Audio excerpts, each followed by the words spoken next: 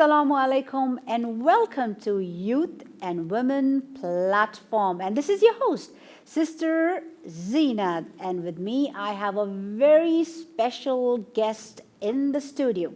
But before that, I would like to tell you, what is the purpose of this program? The purpose is that we discuss about the youth and women problems and the solution. So, Alima Mariam Muaddal from United States of America. She was raised in California and she did a bachelor's in accounting in California. Then she had the passion to come to Iran, to home to study Islam. At present, she's doing a master's in Islamic sciences in philosophy. Assalamu alaikum, sister. How are you? Wa alaikum assalam. Alhamdulillah, good. How are you? Alhamdulillah. We are so excited to have you here, sister. Alhamdulillah. I'm excited to be here too. So we are going to be talking about depression. You know, the depression is that why has this depression become so common problem in today's world when compared to the previous generations? Let me say something to our viewers. Assalamu alaikum, everyone. Inshallah, I hope everyone's doing well. بسم الله الرحمن الرحيم رب اشرح لي صدري ويسر لي أمري واحلل عقدة من لساني يفقهوا قولي السلام عليك يا فاطمة الزهراء اللهم صل على محمد وآل محمد. So we were talking about depression and we were discussing why is it that it's become such an issue nowadays. And we said that our lifestyles have changed drastically since the past few decades. Yes. And we said that what we're eating has changed.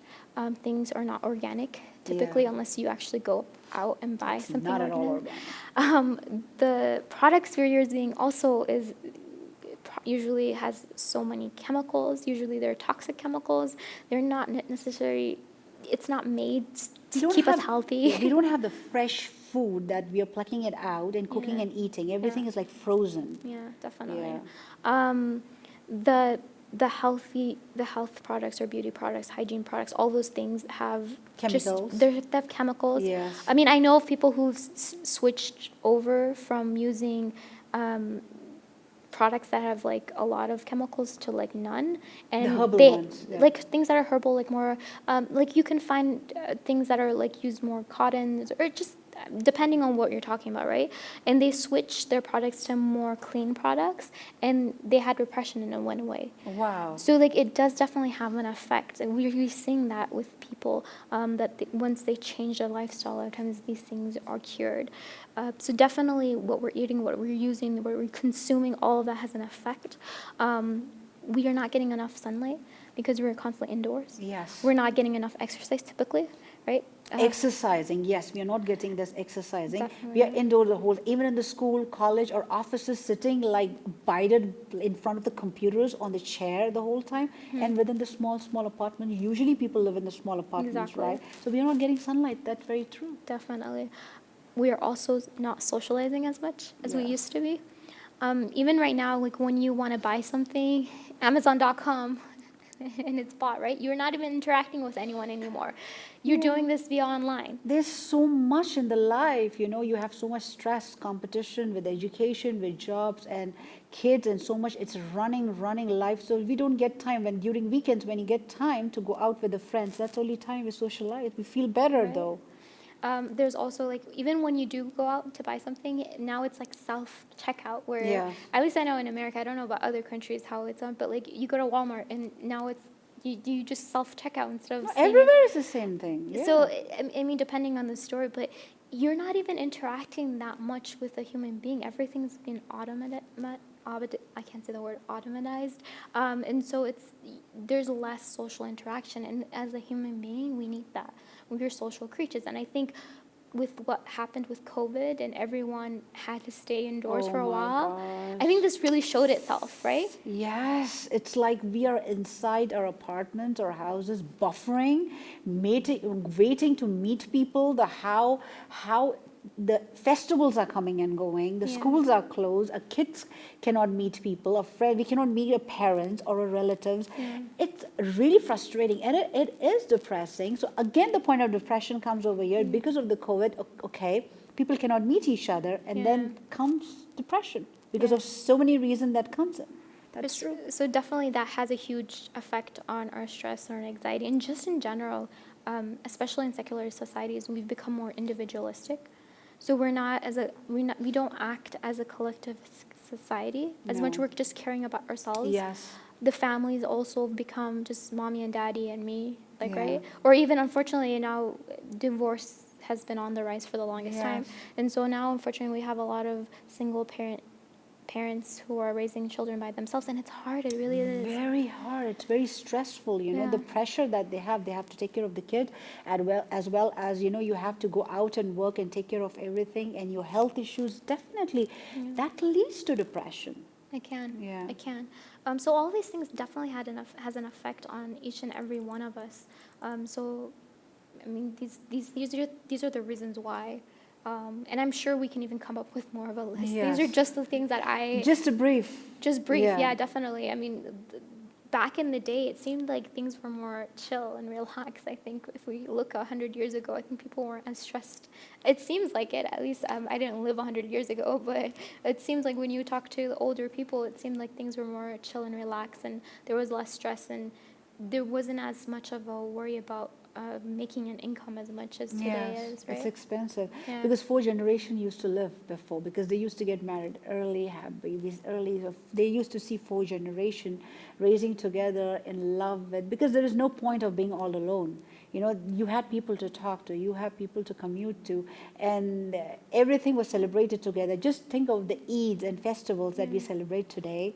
In today's world, sometimes we are working at that time. You know, any financial difficulties, anything that we are facing, because with this individualistic life we are living, we are handling everything all by ourselves, you know. And then there comes the problem of your hairs are falling out, your eyes are getting forbid. weak, and so many things, you know. And then you don't understand the hairs are falling is just not for one reason. You know, there are too many reasons. I don't want to get into expertise with that, you know. There are too many reasons when it's related. So, yes, definitely, there's a huge difference between that generation to this generation. Yeah. Divorce also is on the rise, so that has an effect on the next generation.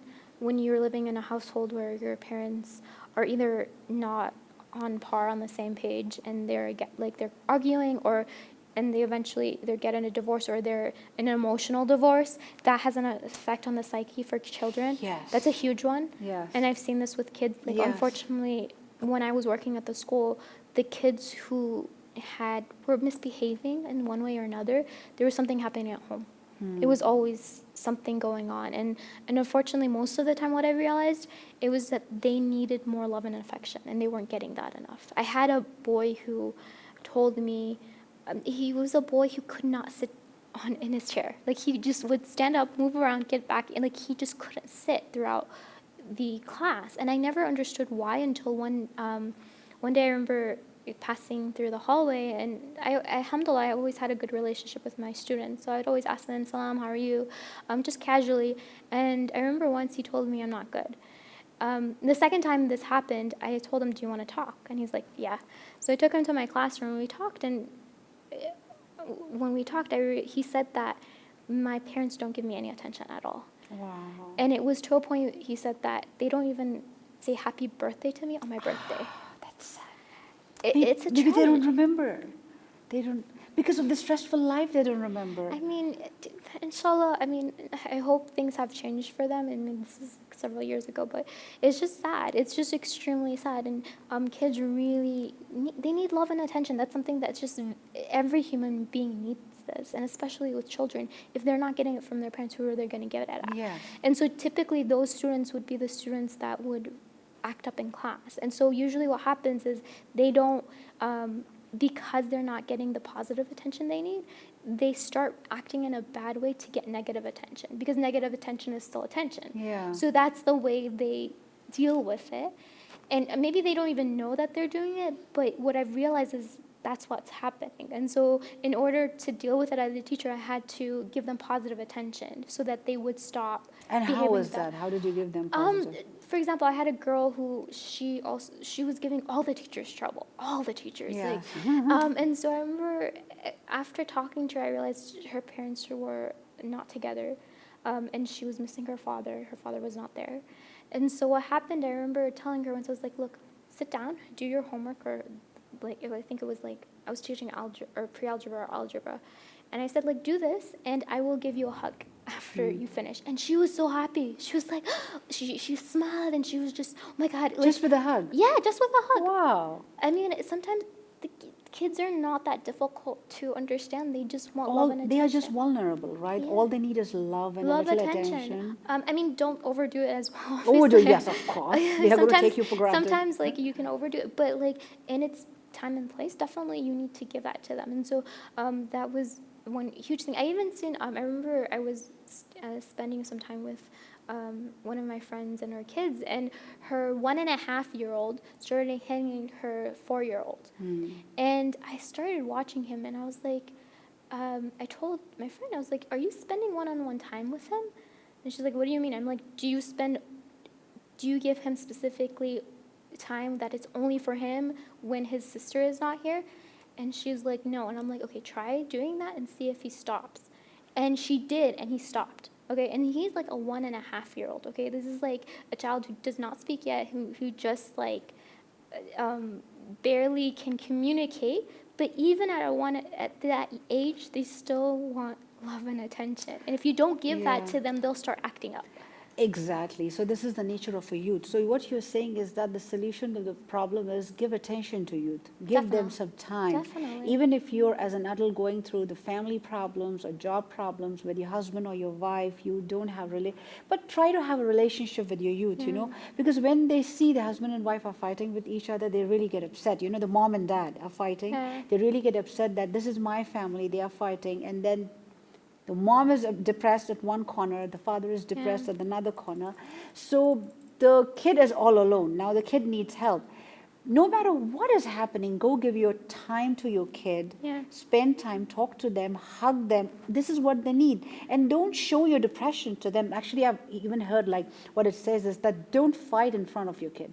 Never fight. I mean, the thing is, I've also heard the argument the other way where parents were on ends with each other and they end up in a divorce, and they didn't ever fight. So when they end up in a divorce, the child is like, why is my parents getting a divorce? So in some they never had a fight. Why are so they divorcing? yeah, so then there's that argument as well. So I don't know, you would have to ask a counselor what's the best way to deal with that. But at the end of the day, I think in some sense maybe having some discussion, teaching them how to have a discussion when you're talking, like I think also being a role model and where like how is a husband and wife supposed to act, because they're looking up to the mother and the father and seeing the way they deal with each other, and so they will mimic that. Children do that often. So that's really important to also like consider. It's also another thing you can do is do an activity with them. Kids love doing activities. Yes. Playing games. They love playing games. Imam Ali used to play games with the children, with the yatim, with his own children. The orphans, yes. Yeah. So he's known for that, right? So if Imam Ali can do that, then why can't we do that? It's something that we should definitely try to follow his role. Imam Ali alayhi salam used to go to the orphans because they had no father, no one to take care of their needs, pamper them or love them. You know, it's so difficult for a single woman of that time when they had no jobs, at least at this generation, they are kind of jobs. So he used to go and cook for them, play with them, because the hadith says if you put your hand on the head of an orphan, and just it's saying show your kindness towards, they love it because they don't have a father to do that. So if you're showing that friendship, the compassion and kindness, it's just not with an orphan. Yes, with an orphan, the hadith says, if with any child, because me being a teacher, when I experienced that, if you are friendly and show the kindness with a teenager or a child, they love you back a lot because they have that innocence in them, right? Especially, the teenagers are different. The little girls are different. So definitely everything comes with a difference. We'll discuss more on this. We'll come back after a short break. Stay tuned.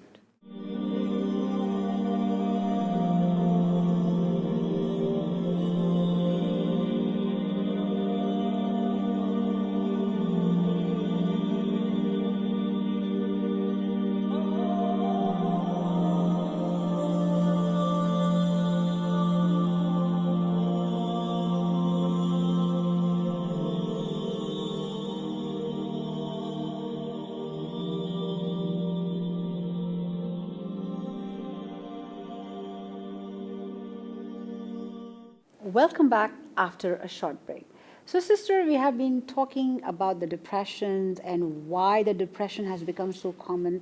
Now, the solutions. We can. What are the lifestyle changes, that we can implement in a life with all those problems that we have been discussing previously to help prevent the depression? Right, Bismillah ar-Rahman ar-Rahim. So there's a book called Six Steps for Beating Depression. Six steps To yeah. It's called the Depression Cure. Excuse me, the Depression Cure, the six-step program to beat depression without drugs. And the author is Stephan Ilardi. I think that's how you say his name. And so this is a good book, and he discusses these 6 steps and how to create a lifestyle change within our lives without using drugs, because that's one of the common things that if you go to a doctor, they'll say, well, do you want me to give you antidepressants? Wow. And I'm not necessarily saying you shouldn't take that. Thank God you cleared it out. I was thinking the drugs like marijuana and all those things. No, drugs as in like antidepressants. Okay. I'm not saying, I think if you want to take those drugs, it's up to you and your doctor. I think you should definitely discuss the pros and cons, because those drugs also have side effects. So it's important to recognize those before you start taking them. But I think there's a healthy approach is also, regardless of if you have depression or not, is to live a healthy lifestyle. Healthy life, yes. And so even if you don't have depression, it's these 6 steps that he mentions in the book is still good to implement. It's a good thing, and it'll definitely help with any mental illness and just preventing that and living a healthy lifestyle. So I would recommend reading that book. I'm not sponsored or anything to mention this book, but I've read this book and I felt like it was a good book worth mentioning. Okay. So I'm going to give a summary of the book, and if anyone likes to read the book, then they can purchase the book on Amazon. So the first thing that he mentions is omega-3 fatty acids. Have you heard of that before? What is that again? Omega-3 fatty acids. Yes. So omega-6 is something that we get a lot in foods, but the problem is because of the changes of the lifestyles that we have had from before and now, the amount of omega-3 that we're getting has decreased a lot. And omega-3 is a fat that the brain needs in order to function properly. So a person who doesn't get enough of these fats has more of an increased risk of having depression or any mental illness in general. So it's important I believe it's in fish, omega-3 Yes. exists in omega-6, but you have to have a lot of fish in order to get enough. So that's why usually people supplement. That's supplement. There was a research done by British researchers from a group of depressed people. And it was a group of people who had taken antidepressants, but they had not recovered. So a group of them continued with their antidepressants with omega-3, and a group of them didn't. The group that took omega-3, 70% of them got better. The other group that didn't take it, only 25% of them got better. Wow. So there is a huge difference. There's a huge difference. So Yeah. it can definitely help. I think it's a healthy thing, and it's easy to. You can go to a drugstore and purchase them, and you don't need any prescription or any of that. So it's a good. That's a good supplement to have. The second thing that he mentions is engage activity. Now, this is a problem. So in today's world, we tend to ruminate. So do you know what ruminating means? No. So ruminating means that your mind starts wandering and overthinks stuff. So it could be like when you're anxious or when you're worried, it's either because it's something is about to happen and you're worried about it, or it's about something that's happened in the past and you constantly are thinking about it. So you're constantly either engaged in the future or in the past. So you're not living in the present. You're thinking of either one, and it's fruitless. You're not really getting anything. And it's so stressful. Yeah, it is definitely stressful. So, and that's the problem. Our nafs tends to does this. So we have the sadr. The sadr is the heart, the chest, not the heart. I'm sorry, the chest. That it says in the Quran as well. In our chest, all our thoughts are happening in the sadr, And even the waswasa of the shaitan happens in the satr. And so when we're constantly thinking and it's fruitless thinking, that's not the type of thinking that the Quran is telling us to do. The type of thinking that causes anxiety or depression or worry, increases the amount of worry that we have, that's definitely an unhealthy type of thinking. That's ruminating. And so that's something that we need to stay away from. And the way to stay away from it is to be present, be in the specific, like be in the now.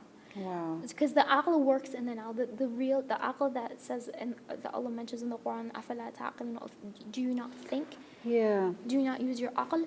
That's the type of thinking we do not want. Yeah. The rumination. Yes. That's very right. What you're talking about, that when you spoke about that, thinking about the past, whatever happened in your life already, you keep rethinking and Yeah. especially the sad things, you know, Yeah. you're rethinking about it. Oh, that's how my youth was, and you're self-pitying yourself. I mean, something that happened, you're rethinking and wasting your time and thinking about the future. Oh my God, how am I supposed to handle this or this or this situation? How do you know you're going to live such a long life? You know, the one thing, and you're just torturing yourself. You're giving yourself too much stress.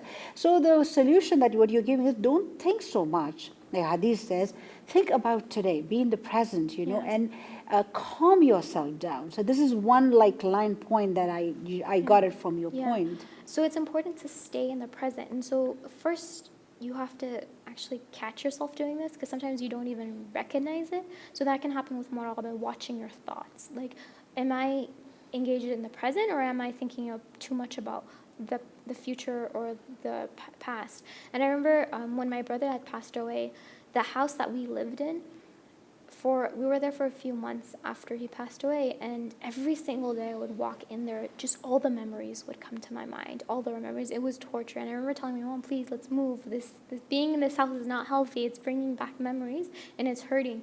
And I remember she didn't want to, because she was so attached to my brother, and those memories for her was like the only thing she could cling on. And alhamdulillah, it happened where we had to end up moving anyway. And so I remember moving away from there helped a lot. I remember I also had a friend, her mother had passed away, and she told me one of the things that my father first did when her mother had passed away is change houses, so that these memories don't come out, and that this ruminating doesn't happen. And so first you have to recognize that you're ruminating. And then second is to find an engaging activity that will make you concentrate, focus on the now. It could be different things. It could be calling someone on the phone. It could be playing a game. It could be washing the dishes. But you have to be careful that that thing doesn't start making you ruminate again. So you don't want to like change your activity and then start overthinking, and that's something you want to stay away from. But you have to have a plan where, like, okay, this is what I'm going to do if I start ruminating. Like, you can tell a friend, for example, be like, oh, Sarah or Mariam, whoever, be like, I have this problem, I ruminate. Whenever I ruminate, I'm going to call you so that you can distract me and we can have a real life conversation. So you have to make a plan. Have a companion who can help you to come out of this. Yes, it really does help. It could be different things. It can just, you also maybe have to have some backup plans, because sometimes that person might not be available, right? So it could be various different things. It could be, okay, I'm going to exercise, or I'm going to play a computer game, or I'm going to read a book, or I'm going to watch a movie or something. Just have a plan of like, okay, I'm going to do this or I'm going to do that instead, and try to focus on the now so that I don't let my mind wander. That's true. That's very nice. So first point is have a lot of good, your body should need omega-3. Second point is don't overthink. If you're overthinking, just seek help from someone, you know, so that when you're overthinking, talk to that person, you know, it's like help, a huge help, so that the person can help you come out of that. Good solution. Yeah. And third is physical exercise. I think this is very obvious, right? Yes. Exercise is extremely important. What he says in the book is that exercise has a huge effect on our brain. It affects the chemicals in our brain. It affects the hormones in our brain. It affects a lot of things. And he says at least you should try to do 3 times a week, 30 minutes, like a brisk walk, or some type of exercise that gets your heartbeat going to a point where you can't sing at least. Like it has to be at a point where it's difficult for you to sing, at least to that point. So not a jog maybe, but a fast walk. So at least 30 minutes. And if you do above that, it's even better. So exercise is a huge asset. It's a huge thing They that can help you us. to come out of depression. You know, Yeah. it is actually. You know, the effects of exercising, working out, is that I have personally seen it myself. You know, the moment you come out of a pregnancy and you start slowly exercising, Better. the post pregnancy exercise works out or the yoga, you know, first of all, you feel that your body is getting a lot of energy. You know, you feel happy, very happy. Exactly. Your mood swings totally, and you're out of that mood. And then you feel like your body is changing, your body is becoming tighter. You've got the muscles in your hand, the biceps, your triceps, and the legs, and your body is getting into shape. How beautiful you feel, you know, when your body is in shape. Exactly. And when your body is loose, you don't feel so good. Even if you're walking with that body, you feel so, you know, very good. There's a lot of charisma in Yeah. that. So exercising at least for half an hour is the minimum, and you can even go for 5 hours a day. Is actually going to change your life. 5 hours a day. Sorry, 5 days a week. I was like, I'm 5 hours sorry. a day. You have to have a lot of time to do that. 5 days a week. I'm so sorry. It does, because this is my personal experience. You know, this starts working very fast. If Yeah. you're a student or a mother Yeah. working in an office, anywhere, this starts working very fast. Your body becomes very energetic. You start looking younger, you know, and then you feel good in yourself. So this is a beautiful way, and that takes you out from depression, definitely, because you're happy, you're energetic, you're out of depression already. Yeah. It's just healthy too. I mean, it's good for your body. Very healthy, because the Holy Prophet, peace be upon him, has says that he advises people of his ummah to exercise and eat healthy.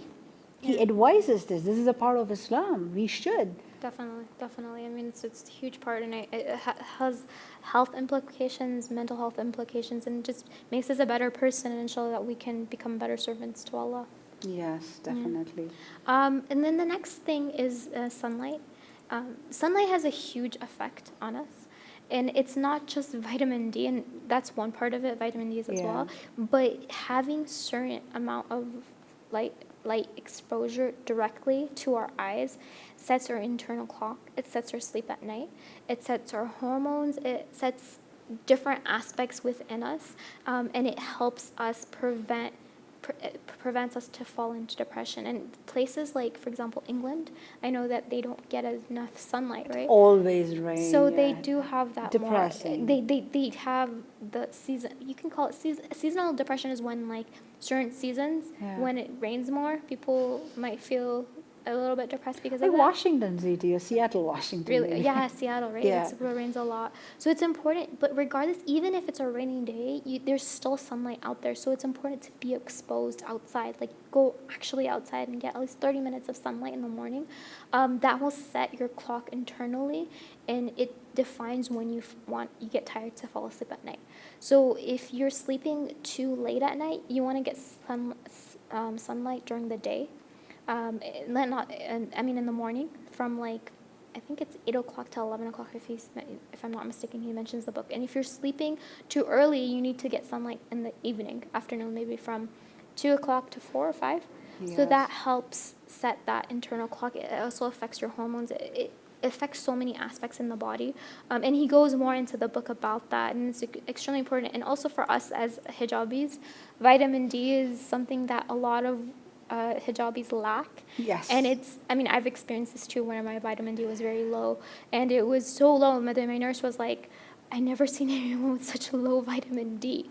So it's really important to consider that aspect, and as hijabis especially, that you get Yes. enough vitamin D. If you're not getting enough from the sunlight, then you try Because to the vitamin D, the sun takes you out from depression. Because I know my doctor told me after my pregnancy, you need vitamin D. You know, so what I used to do is that I just used to, in the morning, the sunlight that used to come from the window, I Yeah. used to sit under that, you know, and whatever work I'm doing, I just used to do it over there just to get my vitamin Ds, because, you know, we don't go out. Yeah. You're always in headscarf. So this is how I used to, and that's very good for your hair fall Yeah. also. Because of your hair fall, people complain, oh, why is it hair falling? I used to give the vitamin D, and there are so many reasons. It's good for your bones, right? Yeah. The bones get strong, then you feel a lot of energy. Exactly. So thank you so much, sister. Thank you so much for being here with us and talking about depressions. Thank you so much. Well, thank you for having me. Jazakallah khairah. You're very welcome. So, dear viewers, we have been discussing about the lifestyle, how we can change to get out of depressions, and we discussed like few points over here. Thank you so much to the sister who's over here talking about depressions. Please stay tuned for another exciting episode. Until then, Assalamu alaikum wa rahmatullahi wa barakatuh.